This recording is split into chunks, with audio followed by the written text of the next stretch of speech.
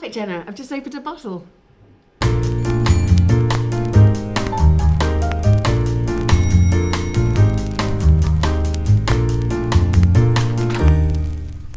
Well, cheers, lovely Chloe. Thank Cheers. you so much for having me join you in your bed today. So we were just chatting off camera. We're at the Laslett in Notting Hill, and I didn't realise so a friend of yours does the decor. Is that what you say? Yes, and a very old friend of mine, Todd Bartlett, is the interior decorator of the hotel. So I'm always very happy to come back. It's so beautiful. It's all the little bits, exactly. It's very clever. And I was reading the little thing you get in the room before you arrived, and I didn't realise that the Laslett's named after the gentleman that started the Notting Hill Carnival. I didn't know that. Yeah. No. That's why that's where it gets its name from. Which I think is cool. Well, it's the perfect location. Yeah, it is. And obviously you guys are, well, your beautiful Prosecco brand, which we'll discuss in a moment. Yes. That's served here. Yes. And also you're doing, is it a pop-up? Yeah, we've had little pop-up bars through the summer outside as well. So many connections to the hotel. Love it here. Fantastic. So very excited to be back. Oh, good. Wonderful. But before we chat about the Prosecco, I wanted to talk to you about your sort of science background. Okay. Because I think you're the first guest I've had on the show that has... Do you have a biomedical degree? Biomedical science and human biology degree. Wow. Yeah. Oh my goodness. It sounds a lot more complicated than I think it is. And are you studying midwifery at the moment? I was. Yeah. I had to put it on hold because my husband actually works down in Dorset during the week, and looking after my two kids and doing school runs while working in a hospital in Elsby just wasn't feasible. Having an amazing global brand. And being the chief taster of a Prosecco company and being a co-founder of the gynae cancer charity, I just had to prioritise. Yeah, I can understand. I think I'll go back. Oh, that's incredible. So that's obviously a real kind of interest and passion of yours, because you have, as you just mentioned, the Lady Garden Foundation, which I have a personal weird connection to, as I said. I love that. Co-founder was my first ever boss when I left university. So I give her love. She'll probably, if she does remember me, it won't be fondly because I was rubbish at the job. But Jenny will. She was very cool. I remember that. So... yeah, tell me, for people who don't know, like, what is the Lady Garden Foundation? We are a foundation started, I'm going to get the dates wrong, I think about 14, maybe a bit more, 14 years ago, and we raise awareness and funds for the 5 gynecological cancers. We work quite closely with the Royal Marsden, and there are 6 of us as co-founders who've all either had a parent or sibling or someone close to us affected by the cancer, or we ourselves have. Yeah.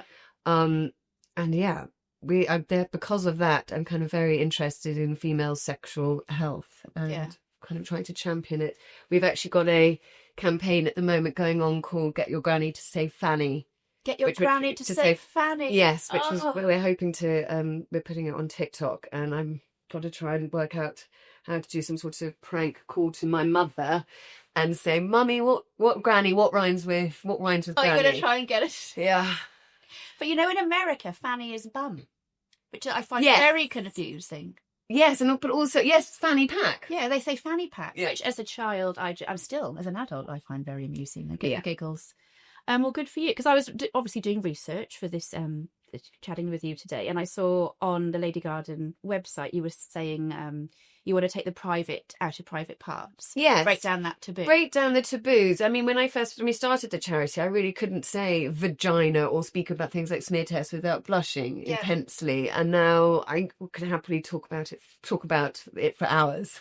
I'm so glad, because I must have a chip missing in me, because I am British, but I am very comfortable saying vagina, always have been. Yeah. And everyone around me, I embarrass them with how open I am about these things. I think it's an English thing to not be able to say these things appropriately. But I think for women especially, we have to be able to talk about it, because that's how women can realise that they may have symptoms if they're talking to their friends or talking to doctors. Instead of being shy and scared, they're more open, and therefore I think can often get more of an early diagnosis for some of these things. Well, that's so right, isn't it? If you feel like you can't have that conversation or be like, oh, this is a bit odd, or this has changed, or whatever. Because we at the end of the day, we've all got one. Yeah. Us ladies. Yeah, exactly. Okay, so moving away from vaginas for a moment. So as well as that going on, then you started an incredible brand with your beautiful sisters. Yes. So this has been 5 years now? Yes. There? Yeah. I'm terrible with dates, but yes, we finally launched. We wanted to launch, but then, COVID, lockdown, which was a disaster because everything was shut. So you couldn't get into any restaurants or hotels or anything because we were all stuck. So launching a Prosecco brand when you're trying to get people to try it is very difficult. We pride ourselves on taking kind of really good Prosecco out of Italy because you can't really get that otherwise in the UK. Yeah. I don't drink spirits, so I'm a kind of a bubble drinker. And the only Proseccos that I would know on by name, I didn't know any by name. You'd kind of get them in the petrol station for £5, and they do not represent what really good Prosecco is. So we've tried to take the high quality Prosecco out of Italy. And we think we rival champagne. Yeah, I love the campaign, Yeah. Cheat on Champagne. Yeah. That's really cool. Thank you.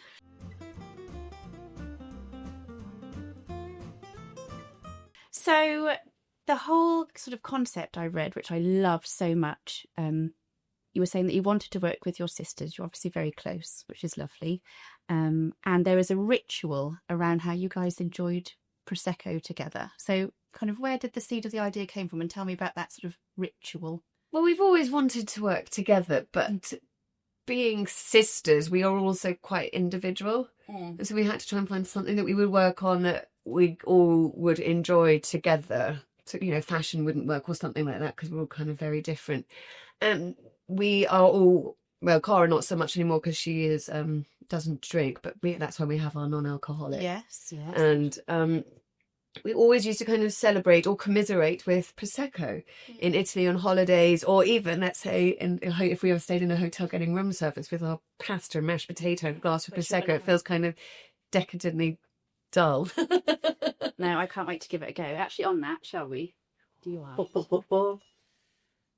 It's not the most exciting food, but I tell you, so it's everybody- comfort and it's a treat. You need to know what Chloe's ordered today because it is delightful. It may not look amazing, but I can assure you we've got mashed potato and we've got tomato pasta. Yeah. So talk me through this, because you said this is like your hotel order. Yeah, going to a Right. hotel, I Yeah. think you should order, if you're ordering room service, it's a treat, right? And I can think of nothing more kind of comforting and homely, well, not homely, but just spoiling than Prosecco with pasta and mash. Yeah. And I'm going to do It doesn't necessarily, dip it in. I'm going to dip it in the sauce. This is a bit of me, I have to say.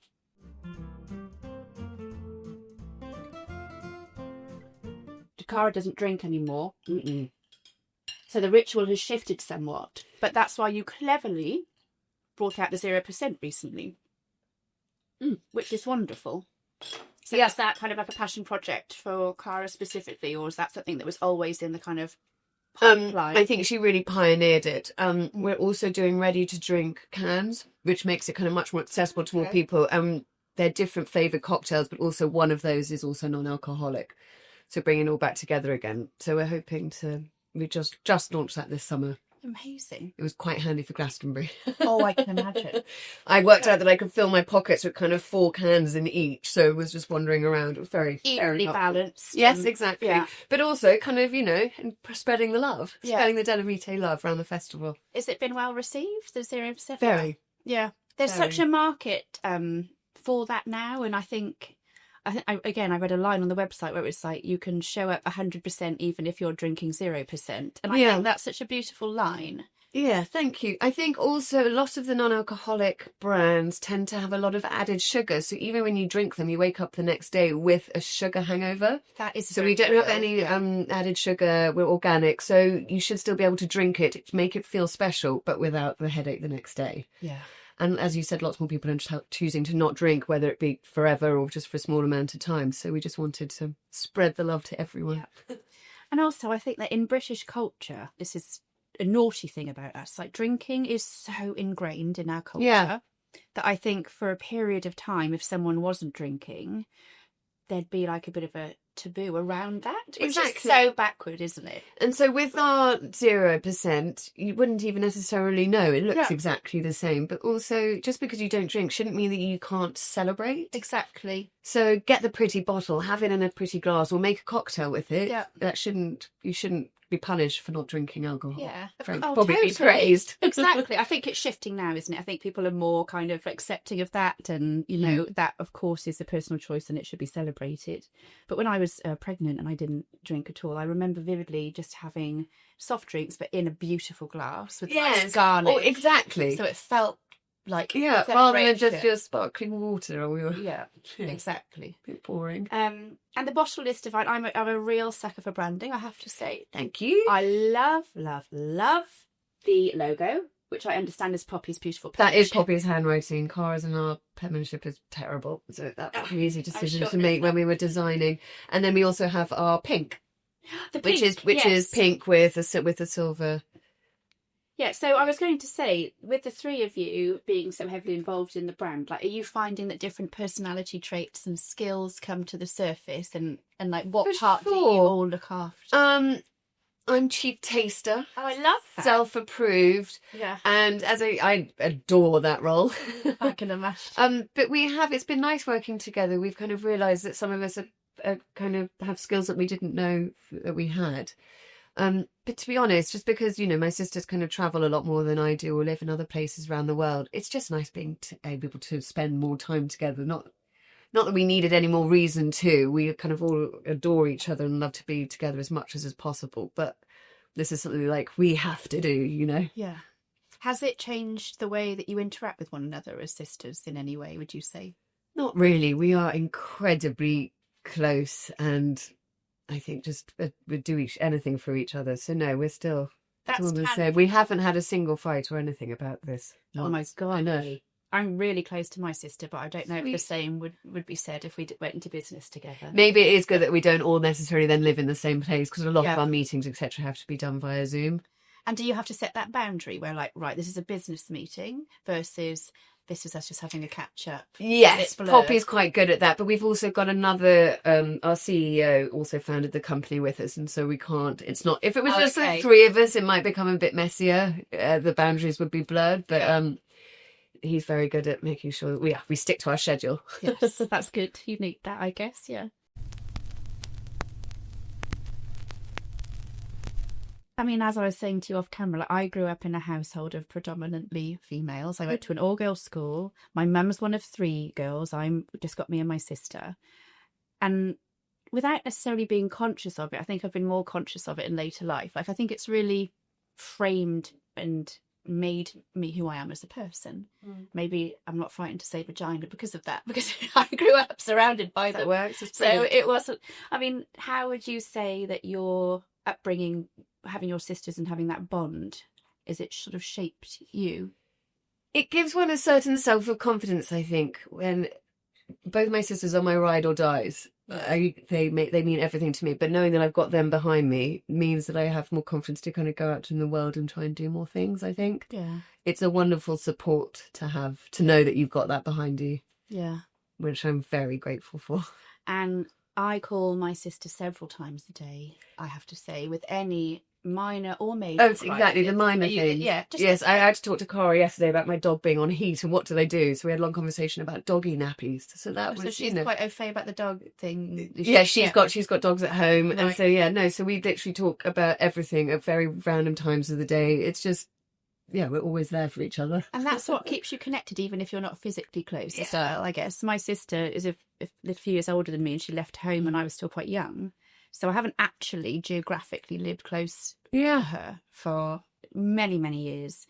And I lived in Australia for 8 years. Well, but because we speak so regularly and about the really mundane things, you feel like they're next to you, I guess. Yeah. That's how you kind of keep it. And with Poppy now, because she's had a baby, so we're sharing a lot of that kind of like good ideas. I was in Boots the other day and sent her a picture of different teething medicines. Do you know what I mean? It's very... Well, most people would find it boring, but it makes you feel connected. Oh, that's so lovely. Do you manage to get together for special occasions like Christmas? And yes, we've been lucky this year. We just spent some time in the summer away in Spain together. We had Christmas together. I got to see Cara at Glastonbury. We went to a Sabrina Carpenter concert, all three of us together. So yes, I've been very lucky this year. We've been able to get quite a lot of time in together. Oh, that's so lovely. And in terms of the sort of future for Delevingne, is there anything sort of coming up or that you're really excited about or that you can talk about? No, nothing more than just trying to kind of really championship our ready-to-drink cans. I think it's a very exciting area of the industry to get into. You know, all you see now when you get to checkout counters in like Sainsbury's or something are kind of big areas full of these cans, and so I think it'll be a very proud moment once we kind of get them on shelves. And that's so you can take fresh Prosecco essentially out to a picnic or out to an event. Yes, and we've got, I'm going to forget all of the names, we've got like the Hugo Spritz, the Bellini Spritz, so they're all different types of spritzers, so they're different cocktails, not actual cans of Prosecco. And I think they're delicious. We got kind of like our version of an Aperol Spritz, and then there's obviously the non-alcoholic. So they're just kind of little drinks in a can, little cocktails. There's all Prosecco the Spritzers. Biggest fan of those, I can assure you. I should have brought some. But thank you very much for today. Yes.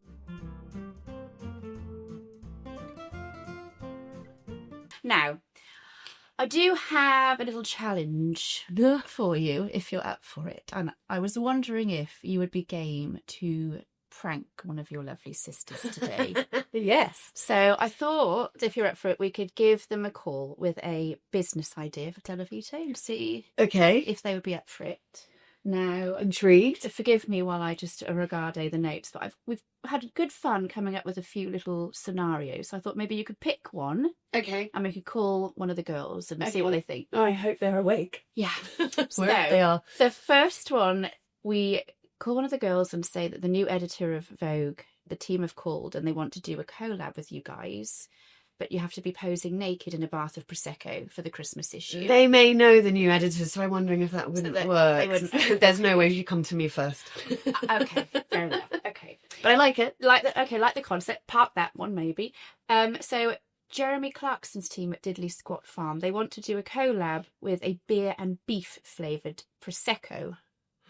So that's another option. Which would tie in with the new Vulvalate there. Vulvalate is part of the foundation. Which I'm going to visit, the Vulvalate. They've been really supportive, so we're very grateful for that. Fantastic team. And then the last choice, Goop, Gwyneth Paltrow's wonderful brand. They want to do a collab with you guys with a Prosecco-infused vagina steaming using Delevingne product for a Gwyneth special. Well, that'll tie in the two loves of my life, my Prosecco and my Lady Garden. Then your Lady Garden. That's exactly. So I thought that is genuinely a fabulous idea. Okay. So they're the options. Option number 3? Option number 3. So we're going to do this. Okay. Okay, cool. Can we have a microphone or something? Thank you. Is this on? It is. So we just have to. Okay, it's just at the top. Oh my god, I have to not get the giggles here. Okay. If I just put that near. Point it towards. Okay. Oh, poor Poppy. Terrible. Oh no.